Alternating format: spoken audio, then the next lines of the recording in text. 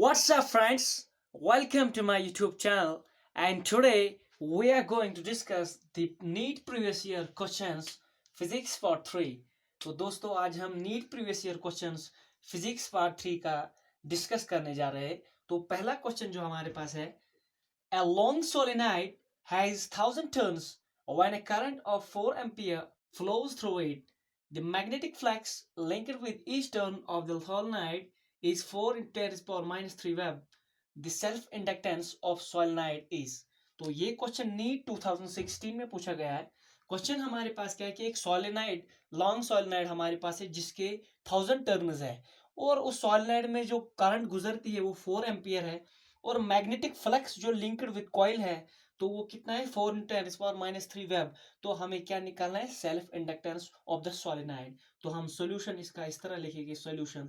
तो हमें क्या निकालना है, सेल्फ इंडक्टेंस, और सेल्फ इंडक्टेंस एल से डिनोट हो जाती है तो एल हमें निकालना है, self inductance of the solenoid. तो गिवन क्या हमारे पास, given number of turns that is N, capital N, number of turns of the solenoid that is 1000 turns, current I is equal to 4 ampere, and magnetic flux that is phi b, that is magnetic flux linked with the solenoid, it is 4 into 10 raised to power minus 3। तो हमारे पास हमें क्या निकालना है, self inductance. तो we know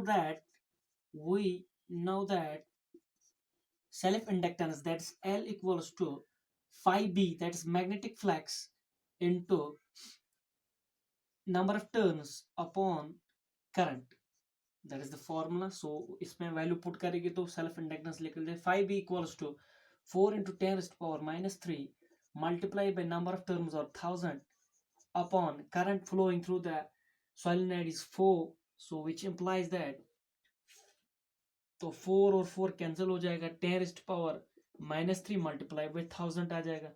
तो 10 raised to power minus 3 को हम 1 divided by 1000 भी लिख सकते हैं, इंटू ये 1000, तो 1000 और 1000 कैंसिल हो जाएगा तो 1 आ जाएगा, 1h। तो self inductance is equal to 1HL, that's 1H is the correct option।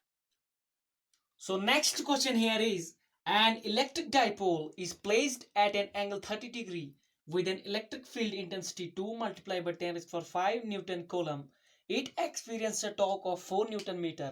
The charge on the dipole if the length is 2 centimeter is। ये क्वेश्चन नीट 2016 में पूछा गया है। क्वेश्चन हमारे पास क्या है कि एक इलेक्ट्रिक डाइपोल जो हम रख रहे हैं at an angle of 30 degree, या एक इलेक्ट्रिक डाइपोल को रखा जा रहा है at an angle of 30 degree, जिस इलेक्ट्रिक डाइपोल की electric field intensity 2 multiply 10 raised to power 5 newton पर कूलम है और जो एक्सपीरियंस से टॉर्क कर रहा है ये डाइपोल वो 4 न्यूटन पर मीटर है। तो हमें क्या निकालना है, charge on the dipole if the length of the dipole is 2 centimetre. तो हम सोल्यूशन इस तरह तो निकालना है, पहले that is charge on the dipole, ये हमें निकालना है, चार्ज ऑन द। तो हमारे पास गिवन क्या है, टॉर्क दिया हुआ है, torque tau is equal to 4 newton metre. तो हम टॉर्क की ही फार्मूला अप्लाई करेंगे। तो we know that torque equals to P E, और हम ये भी लिखते हैं torque equals to P E sine of theta. तो हम टॉर्क हमारे पास दिया हुआ है टॉर्क, तो टॉर्क 4 इक्वल्स टू पी हमारे पास नहीं दिया हुआ तो ऐसे लिखेगी E is equal to electric field intensity that's equals to 2 into 10 raised to power 5, और sine theta, sine of theta भी हमारे पास दिया हुआ है 30 डिग्री। तो हम इस तरह लिखेंगे 4 equals to P multiply by 2i into 10 raised to power 5 into sin 30 is equal to 1 by 2, 1 2 और 2 कैंसिल हो जाएगा तो p किसके बराबर हो जाएगा, 4 multiply by 4 divide by 10 raised to power 5, क्योंकि ये डिवाइड में है तो वहाँ क्यों ये मल्टीप्लाई में और दूसरी तरफ डिवाइड में जाएगा। तो हम इस तरह भी लिख सकते हैं 4 into 10 raised to power minus 5, 10 raised to power 5 को ऊपर ले आए तो 10 raised to power minus 5, तो p हमारे पास आ गया p। लेकिन हमें क्या निकालना है, क्यों, but we know that p equals to, p किसके बराबर होता है, Q2L। p की ये फार्मूला भी होती है Q2L। तो p हमने यहाँ से मेजर किया तो p का हम लिख सकते हैं 4 into 10 raised to power minus 5 equals to Q2L, क्योंकि p इसके बराबर है तो p हमने निकाला यहाँ से, तो p का यहाँ वैल्यू पुट करेंगे p इक्वल टू Q2L। तो यहाँ पर एक कंडीशन है वायर वायर 2L, तो ये जो यहाँ पर फार्मूला में 2L है, that is length of the dipole. L is not the length of the dipole but 2L is the length of the dipole, तो वो दी है वो हमारे पास 2 centimetre. That is 2L is equal to 2 centimetre, 2L ना कि L, क्योंकि लेंथ ऑफ द डाइपोल है 2L फार्मूला में, ना कि L। तो 2L is equal to 2 centimetre, that is 2 multiply by 10⁻⁻² metre. तो जो 2L की वैल्यू है ये पुट करेगी हम यहाँ, तो क्या आ जाएगा हमारे पास, क्या आ गया, ये 2L इसके बराबर आ गया। तो 2L का जो वैल्यू है पुट करेगी यहाँ हम यहाँ, तो हमें हमारे पास क्या आ गया, 4 × 10⁻⁵ इक्वल्स टू क्यू। क्यू हमें निकालना है, चार्ज तो निकालना है, charge on the dipole. 2L equals to 2 multiply by 10⁻², ये हमने यहाँ से वैल्यू हमने निकाला, तो हम क्यू किसके बराबर आ जाएगा, क्यू 4 × 10⁻⁵ अपॉन, ये मल्टीप्लाई में है डिवाइड में हो जाएगा, तो 2 × 10⁻², तो 2 1s 2 2s, that is 2 multiply by 10⁻⁵। तो ये जो नीचे डिवाइड में 10⁻² है, जब इसको ऊपर में मल्टीप्लाई में ला जाएगा तो 10⁻+2 हो जाएगा। तो अब like terms, that is 10⁻⁵ 10⁻², these are same powers will be added, that is 2 multiplied 10⁻⁻3, that is 2 micro, 2 mu, that's 2 microcoulomb, that's 2 mc, 2 mc, 2 microcoulomb, क्योंकि 10⁻⁻3 that is micro, so 2 microcoulomb is the complete. So next question here is, true astronauts are floating in gravitational free space after having lost contact with their spaceship, the two will। ये question NEET 2017 में पूछा गया है। Question क्या हमारे पास कि दो astronauts है जो फ्लोट कर रहे हैं फ्री स्पेस में, तो उनका जो कांटेक्ट होता है फ्री स्पेसशिप के साथ वो उनका कट हो जाता है।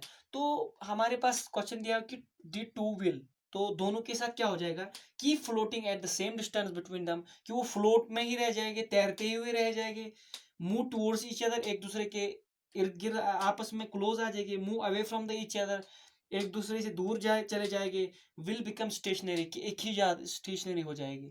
तो क्वेश्चन का सोल्यूशन जो है इस तरह हम लिखेंगे।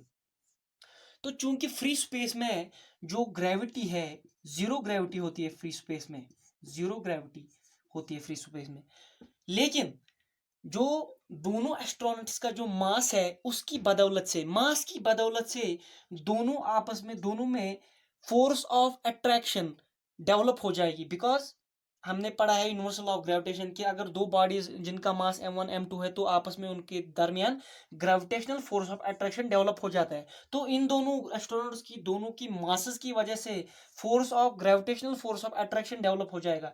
तो force, gravitational force of attraction की वजह से वो क्या हो जाएगी, आपस एक दूसरे के करीब आ जाएगी, that is move towards each other is the correct option. तो नेक्स्ट क्वेश्चन हमारे पास है, a particle executes linear harmonic motion when amplitude of 3 sum, when the particle is at 2 sum from the mean position, the magnitude of its velocity is equal to its acceleration, then its time period in seconds is। ये question NEET 2017 में पूछा गया है। Question क्या है कि हमारे पास एक पार्टिकल है जो एक्सिक्यूट करता है लीनियर हार्मोनिक मोशन, जब उसका एम्पलीट्यूड 3 सेंटीमीटर होता है, और कंडीशन हमारे पास क्या है कि जो पार्टिकल है वो मीन पोजीशन से 2 सेंटीमीटर की दूरी पर है, लेकिन कब, जब उसका magnitude of velocity equals to the magnitude of acceleration. यानी एक पार्टिकल जब इक्विलिब्रियम पोजीशन पर टू एंड फ्रो मोशन होता है तो कितनी दूरी पर होता है वो, दैट इज मीन पोजीशन, तो यहाँ से कितना दूर होता है, डिस्प्लेस हो जाता है 2 सेंटीमीटर, 2 सेंटीमीटर। उस वक्त जब ये डिस्प्लेस 2 सेंटीमीटर हो जाता है ये पार्टिकल, तो उस वक्त इसकी वेलोसिटी इसकी एक्सेलरेशन के बराबर होती है। तो ये कंडीशन दिए हुए हैं हमारे पास, तो यही कंडीशन हम अप्लाई करेंगे। तो हमारे पास क्या दिया हुआ है कि x equals to displacement, that is 2 centimetre. जब एक पार्टिकल डिस्प्लेस हो जाता है from extreme position, that is from equilibrium, 2 centimetre की दूरी से ये डिस्प्लेस हो जाता है, तो उस वक्त क्या हो जाता है, इसकी जो वेलोसिटी होती है एक्सेलरेशन के बराबर होती है। तो हमें पता है in terms of linear harmonic motion में वेलोसिटी किसके बराबर होती है, omega under root of amplitude square minus displacement square. तो एक्सेलरेशन किसके बराबर होती है, माइनस ओमेगा एक्स। तो हम दोनों का मैग्नीट्यूड लेंगे, क्योंकि हमें मैग्नीट्यूड, हमारे पास मैग्नीट्यूड दिया हुआ है, तो कोई, क्योंकि 2 सेंटीमीटर की दूरी पर है तो वेलोसिटी इक्वल्स टू एक्सेलरेशन, तो मैग्नीट्यूड दिया हुआ है, तो मैग्नीट्यूड हम mod of v equals to mod of a लेगी तो that is magnitude of omega under root of A square minus x square equals to magnitude of minus omega x. तो magnitude के जब बाहर हम इसको ले आएंगे तो क्या निकल आएगा, omega under root of A square minus x square equals to omega X, omega square X, that's here omega square acceleration equals to minus omega. तो माइनस को जब हम मोड़ के बाहर निकल आएगा तो प्लस ओमेगा स्क्वायर आ जाएगा। तो हम क्या करेंगे, एक्स को ले आएंगे इधर और इस ओमेगा को ले आएंगे इधर, तो omega square upon omega equals to under root of A square minus x square upon X. तो एक ओमेगा कट जाएगा, omega equals to under root of A square minus x square upon X. तो omega क्या है यार, इसे angular velocity. तो अब हम वैल्यू पुट करेंगे, एक्स एम्पलीट्यूड हमारे पास दिया हुआ है 3 centimetre, that's under root of 3 square minus displacement 2 square upon 2, that is omega equals to 3 is 9 minus 4 upon 2, that's under root of 5 upon 2। तो ये हमारे पास ओमेगा आ गया, लेकिन हमें क्या निकालना था, हमें निकालना था टाइम पीरियड टी। तो अब हम टाइम पीरियड की फॉर्मूला अप्लाई करेंगे, तो we know that time period T equals to 2 pi upon angular velocity that is omega. तो T equals to 2 pi upon omega हमने अभी निकाला है √5 अपॉन 2। तो √5/2 डिनोमिनेटर में है, जब इसको ऊपर ले आएगी दैट्स प्रोडक्ट में चीज होएगा तो इसका रेसिप्रोकल आ जाएगा, √5/2 का आ जाएगा 2/5। तो time period equals to 4 pi upon under root 5। तो time period 4 pi upon under root 5, that's option C is correct. तो next question here is a particle moves from a point minus 2i plus 5j to 4j plus 3k when a force of 4i plus 3j Newton is applied, how much work has been done by the force? ये question NEET 2016 में पूछा गया है। Question हमारे पास क्या है कि एक पार्टिकल है जो मूव करता है एक पॉइंट से दूसरे पॉइंट तक। तो एक पॉइंट जिसके पुशन वेक्टर्स है वो दिए हुए हैं, दूसरे पॉइंट तक उसके पुशन वेक्टर्स भी दिए हुए हैं, जबकि हम फोर्स अप्लाई कर रहे हैं उस पर 4i + 3j न्यूटन। तो कितनी वर्क डन होगी इस फोर्स से? तो हम सोल्यूशन इस तरह हम लिखेंगे। तो फोर्स हमारे पास गिवन हमारे पास क्या दिया है कि फोर्स 4i + 3j के बराबर है। तो हमारे पास कंडीशन क्या है, हमें क्या निकालना है, वर्क डन W। तो कंडीशन क्या है कि एक जो हमारे पास पार्टिकल है ये मूव करता है from a point A to B, for example let it be a point A to B।